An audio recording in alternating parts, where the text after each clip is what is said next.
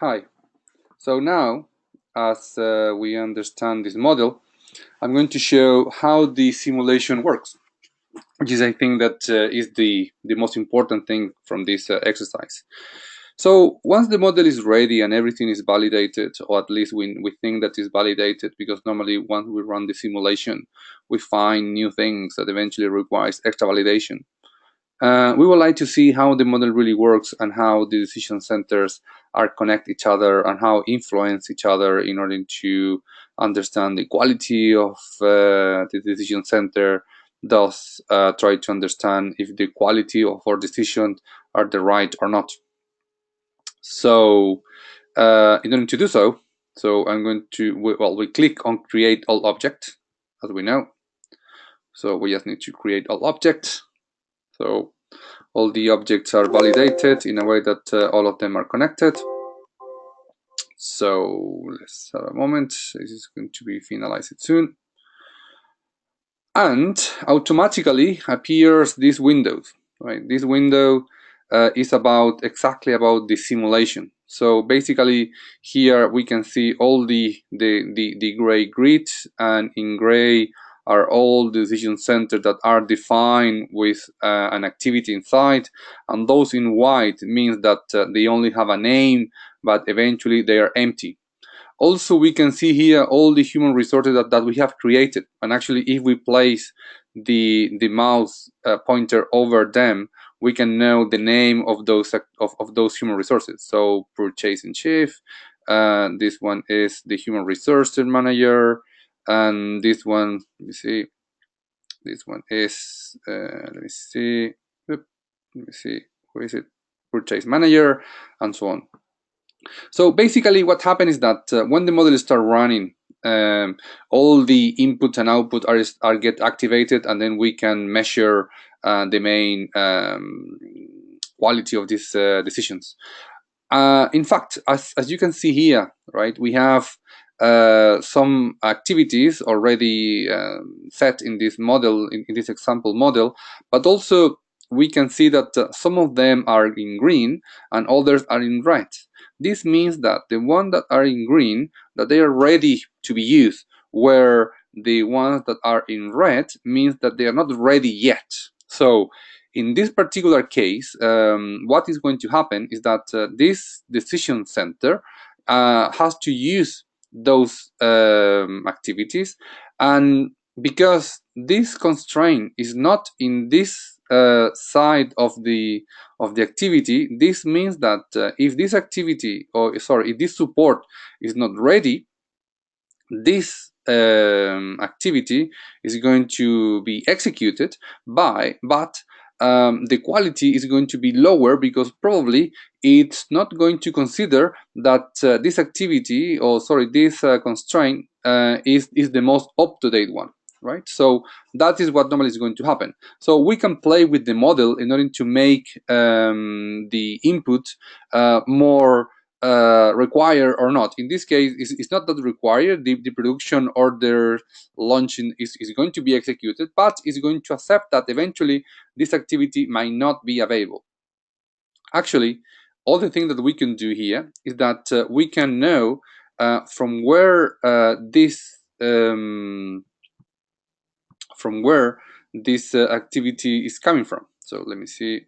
So for instance, you can just right click over the constraint, and then you can click on find support origin. So with that, you can know exactly, for instance, so from where that constraint is coming from, and try to understand why the constraint is in red. So which is something that I really would like to understand in order to model my potential scenarios or potential improvement. So let me see what is happening with this. Okay, so let me see. For instance, see, so that model. So here is showing the find support. So I can click here. So I know from where they are coming from. So I see that there is a lot of red. So which means that many of those are going to be blocked at some point. So I can predict that the model is going to get blocked at some point, right? So but this is normal, because when we have activities at the bottom levels, those activities normally are expected to get blocked because they need to wait for the activities at the strategy level. So this activity, for instance, you see that everything is in green, which means that everything is ready to be used at the beginning of the simulation. So once I click in this clock symbol, I should be able to open the simulation environment. And also here I can see some elements. So here I can see from the total quality, the partial quality, the support that I still are not created, the decision center that are still not created, and the transition time.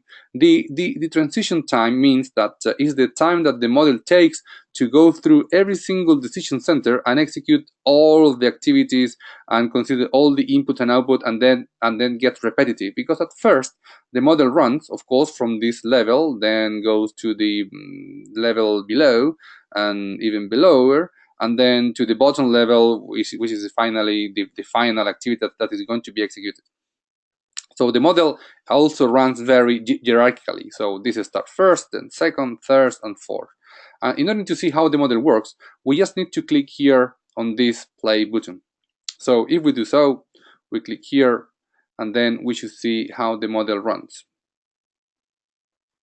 So let's see how this works.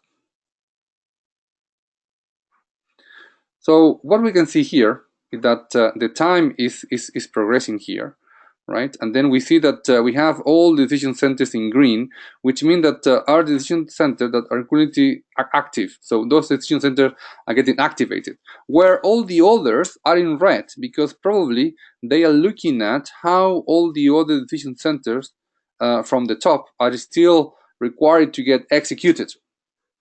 So we just need to wait a little bit in order to see how this evolves. So, but in this section, from where we can see these gray bars, we can see the progress of the simulation. So we just need to wait a moment in order to see how this progress. And the model at the moment is executing all the activities. So actually we can see, for instance, if we click in this button here to see how the gray grid looks like, we should be able to see how the human resource are currently doing things in the model. So we have a few of them that are in this decision center, other one, and here running activities as we define in our model. So we go back to the previous window in order to see how the simulation evolves, because that really will help us to know how the different decision centers and the main activities are working together, because that is the main purpose of running this simulation. So let me see if this works, and let me see, wait a moment. So right. So you see that now we see that all this level got executed. That's why it's all in yellow. Then because of that, the activity from the bottom are getting executed, and then all the activities are being running once after another regarding to the sequence that we have defined. Normally what happens is that we may have some issues. Eventually we can find some circularities. Eventually this activity runs an activity that generates an input for this activity, but this one also generates an activity that is an input for this activity, and in that case the model may crash because we have that circularity. So we have to make sure that all the circularities are not present in the model, but eventually we can get realized about that once we run the model. So once we see this, we can, for instance, see in a real time how the statistics of the model are working, especially in terms of the quality of the whole model. Let me see if I can show you this. So hold on, let me, okay, so we have graphics. So we have it at the total quality. I want to click on that.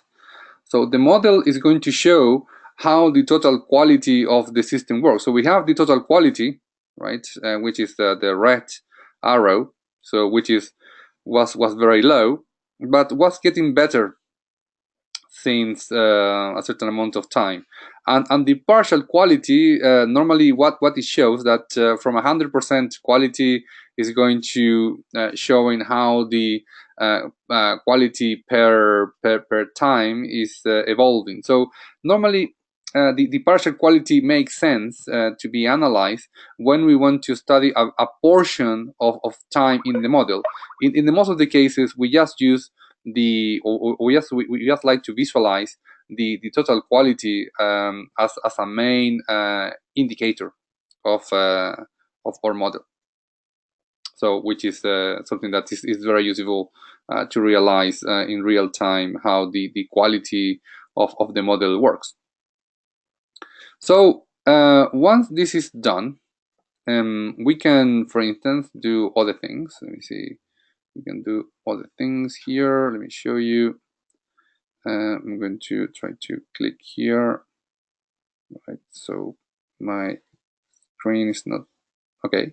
See, so when we just deselect this partial quality, we can just focus on the red arrow or in the red shape, and that red shape can tell us how the quality of the simulation is. So now that we run this model, and the model seems to be well, the model seems to be working fine. Of course, that every model may have different type of quality or may have different type of behaviors. Now we would like to see more. I mean, in terms of what about the statistics that we are generating and how we can really manipulate this data. So in order to do so, I'm going to show that in the next video. But first, I want to show you exactly how the simulation is working. So give me a moment. So just let me open this section. So let me see. I can open this.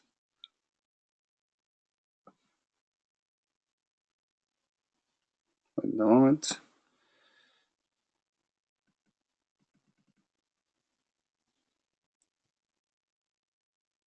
Really is to my internet connection is not that good.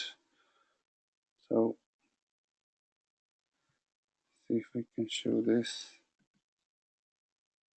Yep, nothing like it.